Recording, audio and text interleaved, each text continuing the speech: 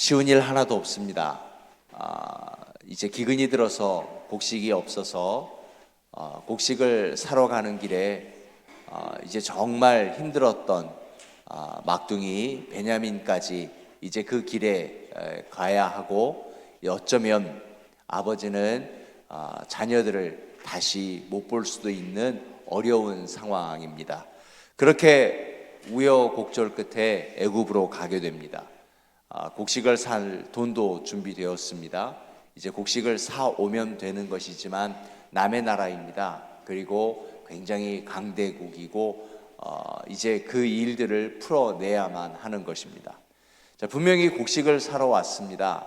그래서 곡식을 달라, 돈이 준비되어 있다라고 하는데 대뜸 얼마 묻지도 않고 또 곡식을 준단 말도 하지 아니하고 갑자기 총리의 집으로 초대를 하는 것입니다.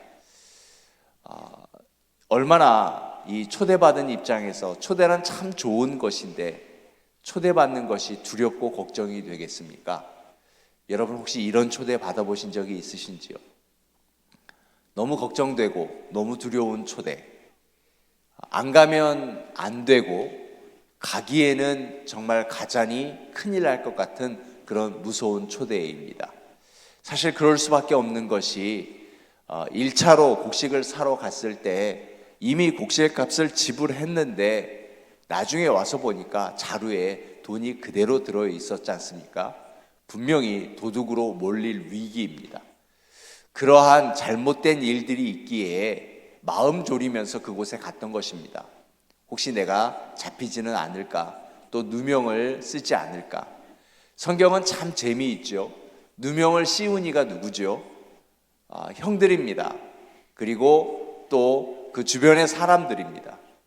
그런데 누명을 씌웠던 이들이 그때는 죄책감 없다가 이제 누명을 쓰려고 하는 위기 앞에서 엄청 두려워하는 것입니다. 그런데 이 형들이 그때 그 요셉의 마음을 아느냐? 아니요, 몰랐을 것 같아요. 그냥 우리에게 보여주시는 것 같아요. 우리 보고 보라고요. 우리도 그러한 일들을 했고 또 그러한 상황에 있을 때 이것이 얼마나 마음 아픈 일인지, 그냥 내가 쭉 내뱉어버린 말이 내 감정대로 내 기분대로 말해버렸지만 듣는 사람들이 얼마나 기분은 상했는지, 내가 듣는 이의 입장에서 말하는 자의 그 말을 어떻게 해야 되는지 알아가라는 것이죠. 그래서 성경은 우리말로 통전적인 책이라고 이야기합니다. 모든 일을 번갈아 가면서 다 보여주고 있거든요. 이제 상황이 바뀌어 버렸습니다. 요셉의 형들이 이제 억울한 누명 앞에 두려움에 있는 것입니다. 그런데 성경은 이것만을 보이려고 하는 것은 아닌 것 같습니다.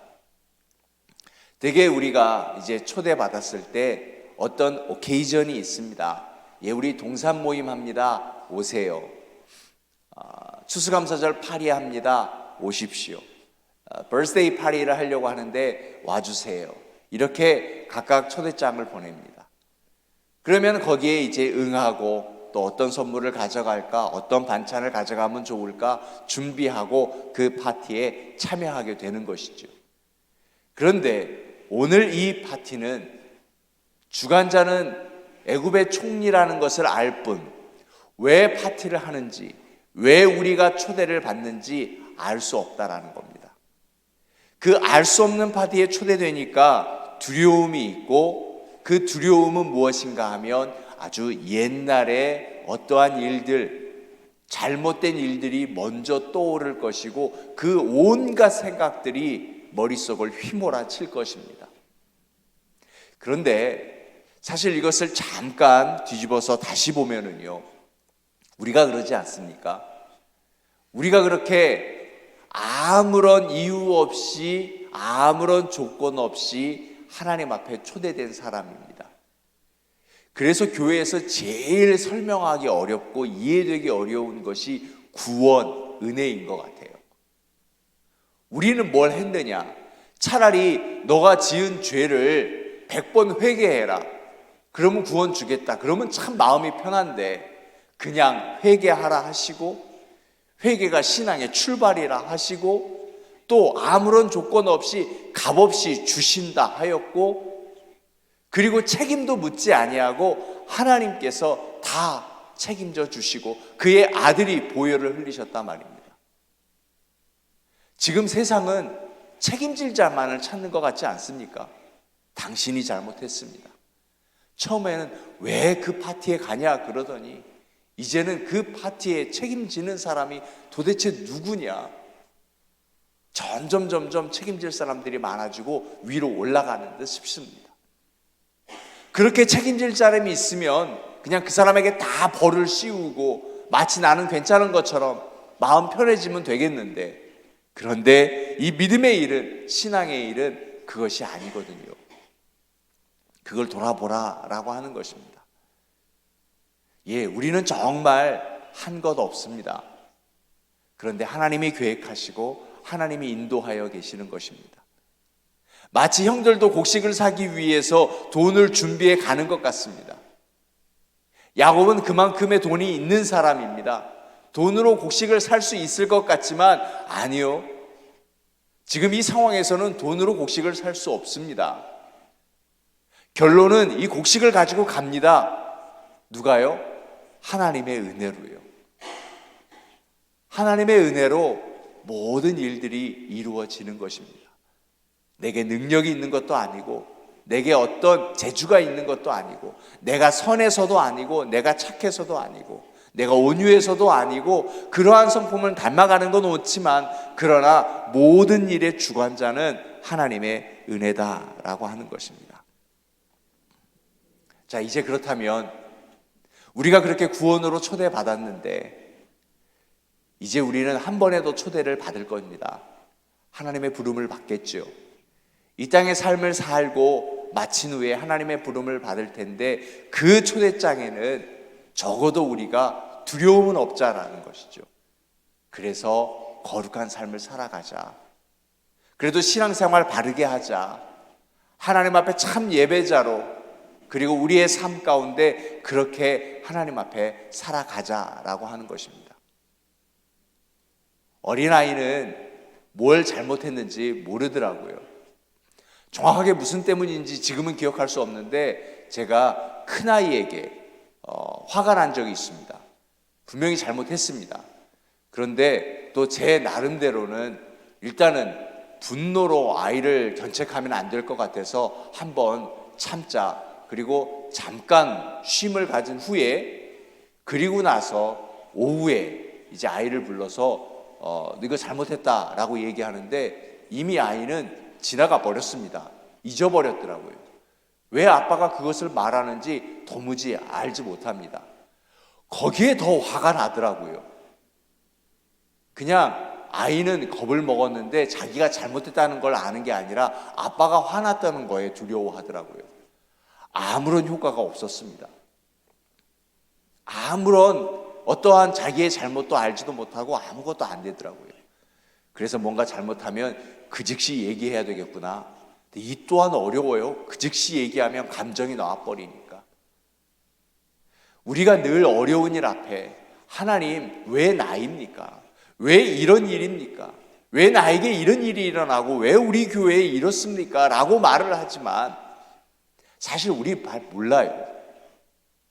우리가 하나님의 마음을 알아가는 것이 그것이 신앙생활인데 참 우리 하나님의 마음을 잘 몰라요.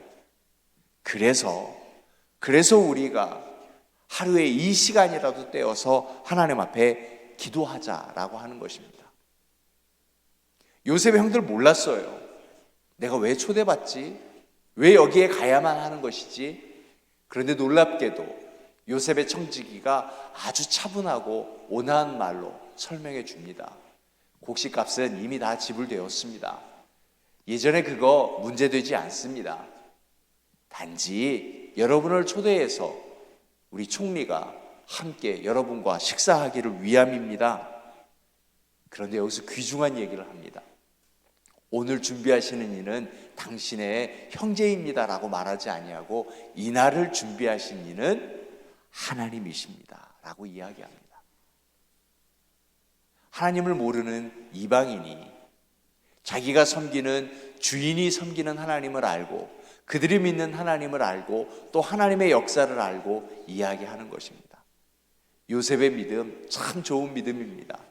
하나님을 모르는 사람으로 하나님을 알게 하는 참 좋은 믿음입니다. 우리의 믿음이 그랬으면 좋겠습니다. 예, 지금은 전도가 이렇습니다. 관계 전도입니다.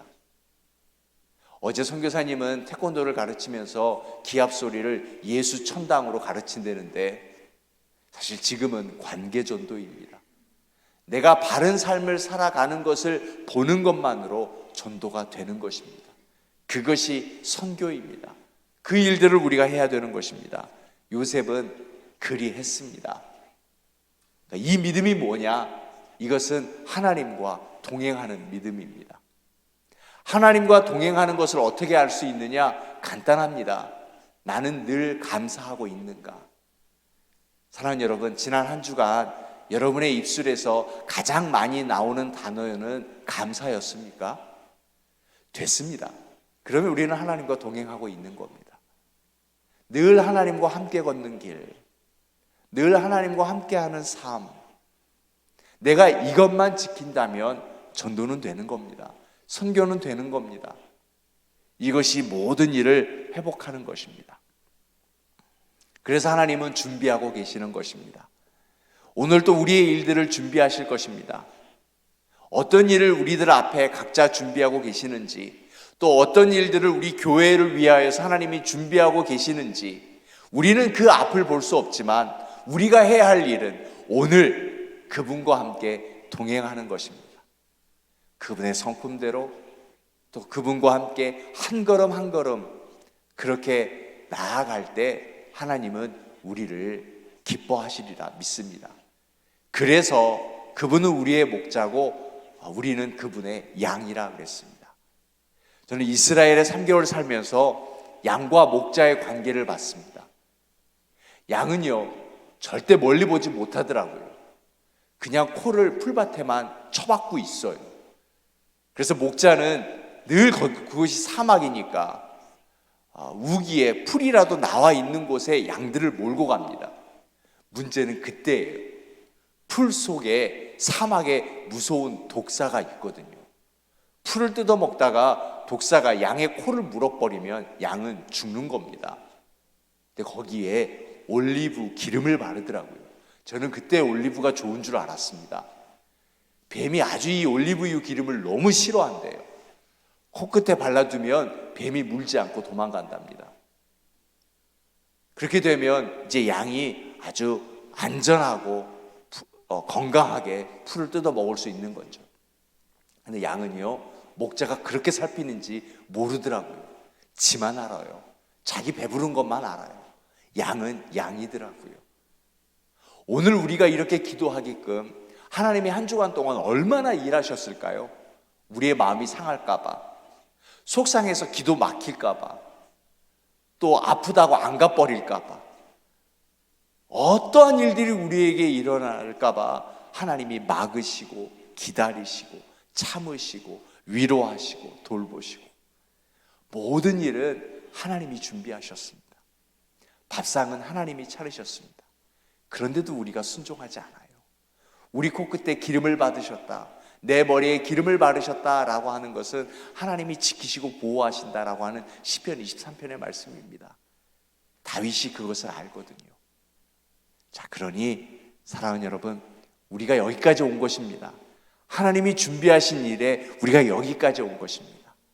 그러니 우리가 할 일은 오늘도 하나님과 하루하루를 시간을 동행하는 그런 기도자 되었으면 좋겠습니다. 오늘도 그런 하루 되시기를 주님의 이름으로 축원하여 드립니다. 이 말씀을 붙들고 우리 함께 기도하겠습니다. 하나님, 오늘 하루를 하나님과 동행하는 그런 믿음의 사람 되게 해달라고. 내일은 주일입니다. 예배의 날입니다. 오늘 예배 날을 위해서 온전하게 준비할 수 있는 날이 되게 하여 주시고, 특별히 내일은 권사회 주간 조찬기도회가 있습니다. 또 우리 많은 분들이 조찬기도회에 먼저 나와서 주일 아침에 먼저 기도할 수 있는 우리 교회가 될 수 있도록 기도해 주시고, 또 동산지교와 동산직분자 교육이 있습니다. 웨일즈 선교 준비하고 있습니다. 위해서 기도해 주시기 바랍니다. 동성으로 기도합니다.